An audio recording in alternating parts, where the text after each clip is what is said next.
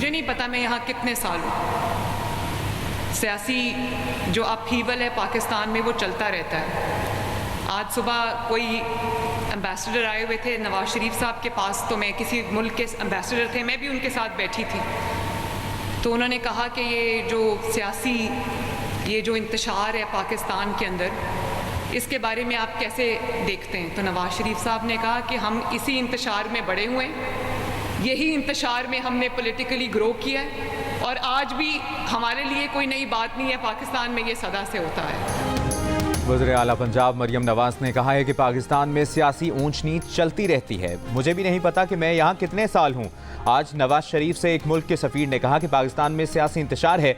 नवाज शरीफ ने जवाब दिया कि उनके लिए ये सियासी इंतशार नया नहीं है, इनकी सियासत इसी इंतशार में परवान चढ़ी है। फैसलाबाद में इंटर्नशिप प्रोग्राम की तकरीब से खिताब में मरियम नवाज ने कहा कि क्या ऐसा पाकिस्तान चाहते हो चोर डाकू के झूठे इल्ज़ामात हों, जलाओ घेराव की तरगीब हो, गालियाँ दी जाएँ। खैबर पख्तूनख्वा से यहाँ आकर जलसे किए जाते हैं और वो लोग जब मुंह खोलते हैं गलाजत ही निकलती है।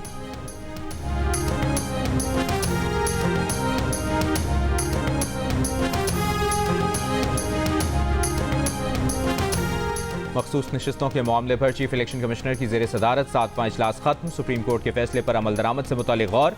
इलेक्शन कमीशन को कानूनी माहिरीन की तजावीज़ से आगाह किया गया। सुप्रीम कोर्ट ने मखसूस नशिस्तें तहरीक इंसाफ को देने का हुक्म दिया था। इलेक्शन कमीशन ने सुप्रीम कोर्ट के 12 जुलाई के फैसले पर अब तक अमल दरामद नहीं किया है।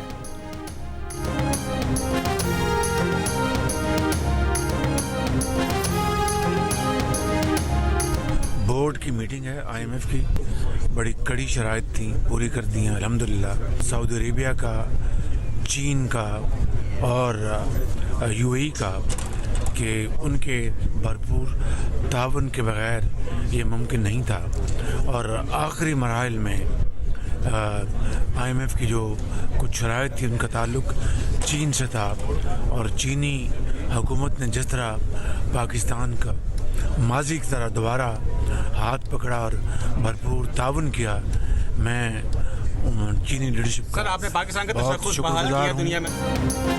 IMF एग्जीक्यूटिव बोर्ड के इजलास में आज पाकिस्तान के लिए $7 अरब कर्ज की मंजूरी मिलने का इम्कान।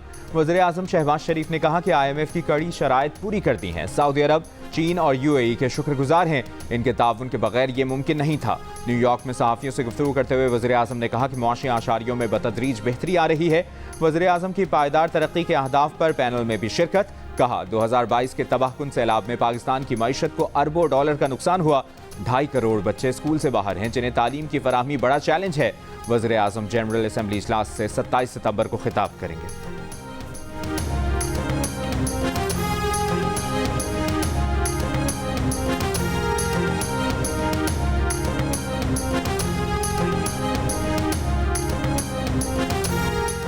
एशियाई तरक्याती बैंक की पाकिस्तान में अगले साल औसत महंगाई की शरह में 15% तक कमी की पेश गोई। मुआशी तरक्की की शरह भी 2.8% रहने की तवक्को की। मुआशी तरक्की को इस्लाहाती एजेंडा जारी रखने से मशरूत कर दिया। पॉलिसी के तसलसल को ज़रूरी करार दिया। पाकिस्तानी मईशत से मुतालिक जारी रिपोर्ट में कहा कि रवा माली साल पाकिस्तानी मईशत बेहतरी की जानिब गामजन है। मुआशी तरक्की के लिए हुकूमती अखराजात में कमी और निजी शोबे को फ़रोग़ देना होगा।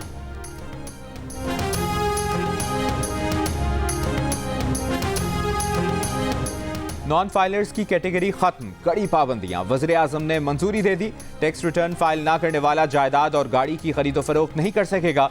बैनुल-अक़वामी सफ़र पर भी नहीं जा सकेगा। करंट अकाउंट खोलने और म्यूचुअल फंड्स में सरमाकारी पर भी पाबंदी होगी। जंग और दी न्यूज़ में शाहस्टार खान की रिपोर्ट के मुताबिक कैटेगरी खत्म होने के बाद नॉन फाइलर का तसव्वुर खत्म हो जाएगा, यानी वो अफराद जो पहले लेन देन पर टैक्स अदा करने से बचने के लिए मामूली फीस अदा करते थे, अब ऐसा नहीं कर सकेंगे। रिपोर्ट के मुताबिक टैक्स रिटर्न जमा न करने वाले अफराद के लिए इब्तदाई तौर पर 5 और मजमूई तौर पर 15 मखसूस सरगर्मियों पर पाबंदी आयद की जाएगी। एक सरकारी ओहदेदार ने दी न्यूज़ को तस्दीक की कि इस इकदाम को एक ऑर्डिनेंस के जरिए नाफिज किया जाएगा।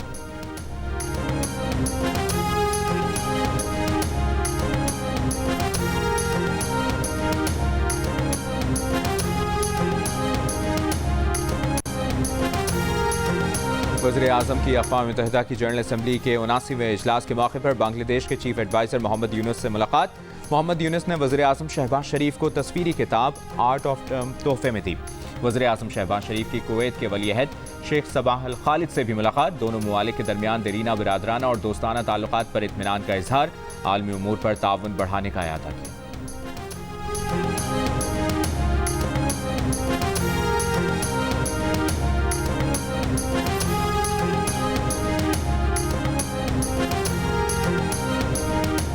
मखसूस नशिस्तों से मुतालिक सुप्रीम कोर्ट के वजाहती हुक्मनामे के मामले पर रजिस्ट्रार सुप्रीम कोर्ट ने रिपोर्ट चीफ जस्टिस को भिजवा दी है। चीफ जस्टिस काजी फाइज़ ने 14 सितंबर को डेप्यूटी रजिस्ट्रार के नोट पर वजाहत मांगी थी। 9 सवालात के जवाब तलब किए थे।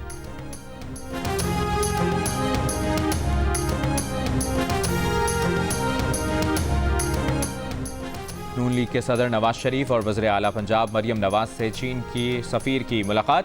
नवाज शरीफ ने कहा कि चीन की मुआवनत से टेक्नोलॉजी में जिद्दत लाना चाहते हैं। डेयरी प्रोडक्शन के लिए चीनी महारतों से मुस्तफ़ीद होना चाहते हैं। वज़ीर आला पंजाब की चीन के लिए खुसूसी चाइना इकनॉमिक जोन बनाने की पेशकश। मरियम नवाज ने कहा कि आवाम को गुर्बत से निजात दिलाने के लिए चीनी महारत से फ़ायदा उठाएंगे।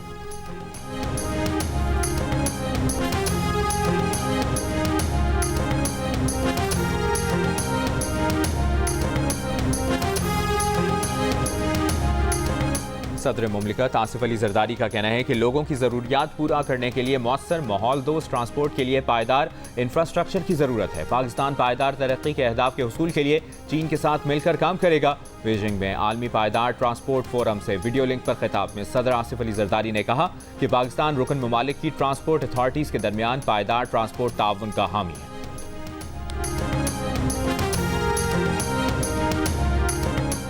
कराची में रवा साल का दूसरा पोलियो केस रिपोर्ट। सिंध में पोलियो केसेस की तादाद 4, मुल्क में 21 हो गई। तर्जुमान EOC के मुताबिक किमाड़ी की रिहायशी 3.25 साल बच्ची पोलियो से महफूज हो गई। बच्ची हाल ही में वज़ीरिस्तान से कराची मुंतकिल हुई है। वज़ीर तालीम सिंध सरदार शाह ने कहा है कि हमने अपने सिस्टम की खराबियों को कभी छुपाया नहीं। हमारा निसाब और बच्चे बाकियों से बेहतर हैं। हमने OMR मशीनें अप्रैल में बोर्ड्स को दे दी थी। वफाकी हुकूमत से सवाल किया जाए सिंध में तालीम के लिए कितने पैसे दिए। उन्हें अपनी बेटी को सरकारी स्कूल में दाखिल करने के लिए 3 हफ्ते समझाना पड़ा। रिपोर्ट्स बनाने वाले इलाकों में जाए बगैर रिपोर्ट बनाते हैं। जाकर बोर्ड्स के चेयरमैन से पूछ लेते मशीन मिली या नहीं।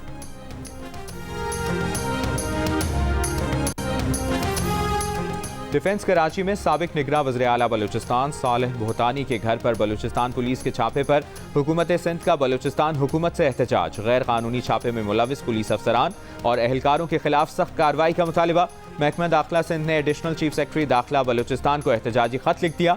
खत में कहा कि 22 सितंबर को सालेह बुहतानी के घर पर सिंध हुकूमत की इजाज़त के बगैर छापा मारा गया। बलूचिस्तान पुलिस का ये अमल मुकम्मल तौर पर गैर कानूनी था। बलूचिस्तान पुलिस के इस अमल पर संजीदा तहफ़्फ़ुज़ात से आगाह कर रहे हैं।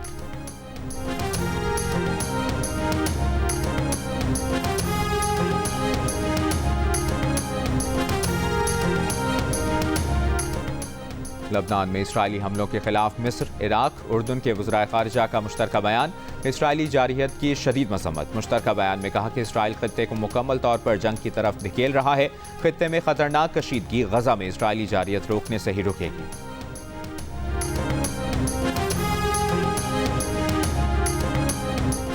खैबर पख्तूनख्वा हुकूमत ने स्वात में गैर मुल्की सिफारतकारों के काफिले पर बम धमाके की तहकीकात के लिए 2 रुकनी कमेटी कायम कर दी। एडिशनल IG इन्वेस्टिगेशन और स्पेशल सेक्रेटरी दाखिला कमेटी में शामिल। गवर्नर खैबर पख्तूनख्वा फैसल करीम टुंडी का काफिले में शामिल गैर मुल्की सफीरों को खत। गवर्नर हाउस पेशावर आने की दावत दी। कहा खैबर पख्तूनख्वा के आवाम अमन के दाई और मोहब्बत करने वाले लोग हैं। गैर मुल्की सफीरों को गवर्नर हाउस पेशावर मदऊ करके सूबे का पुरअमन चेहरा दिखाएंगे।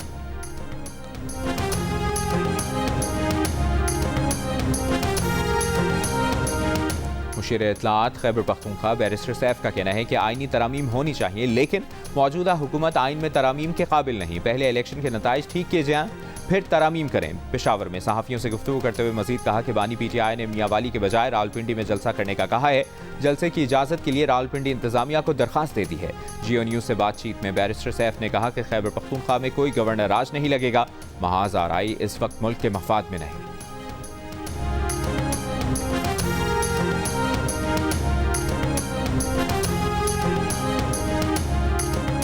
आईनी तरमीम में कोई जल्दबाजी नहीं हो रही। आईनी अदालत का क़याम मीसाक जमहूरियत का हिस्सा है। सरबरा ANP एमल वली खान का सिंध हाई कोर्ट बार से खिताब। एमल वली खान ने कहा कि इस मौके का फ़ायदा उठाकर पार्लियामान को मजबूत और बालादस्त बना देना चाहिए। जब से अदलिया में सीनियरिटी का उसूल आया है, अदलिया में कोई बेहतरी नहीं हुई। गवर्नर सिंध कामरान टिसोरी की आर्ट्स काउंसिल के सदर अहमद शाह से मुलाकात। कराची में वर्ल्ड कल्चर फेस्टिवल से मुतालिक गुफ्तगू की। शहर में मेगा इवेंट के इनेकाद को खुशाइंद करार दिया। गवर्नर सिंध कामरान टिसोरी ने कहा कि मेगा इवेंट से आलमी सतह पर पाकिस्तान का सॉफ्ट इमेज उभरेगा। और कराची आर्ट्स काउंसिल में आलमी सकाफती मेला कल से शुरू होगा। सकाफती मेले में 40 से ज़ायद ममालिक के 450 से ज़ायद फनकार शिरकत कर रहे हैं। सदर आर्ट्स काउंसिल अहमद शाह का कहना है कि फेस्टिवल में 40 से ज़ायद थिएटर समेत 150 से ज़्यादा परफॉर्मेंसेस होगी। फेस्टिवल का इफ्तिताह वज़ीर आला सिंध करेंगे। वर्ल्ड कल्चर फेस्टिवल 30 अक्टूबर तक जारी रहेगा।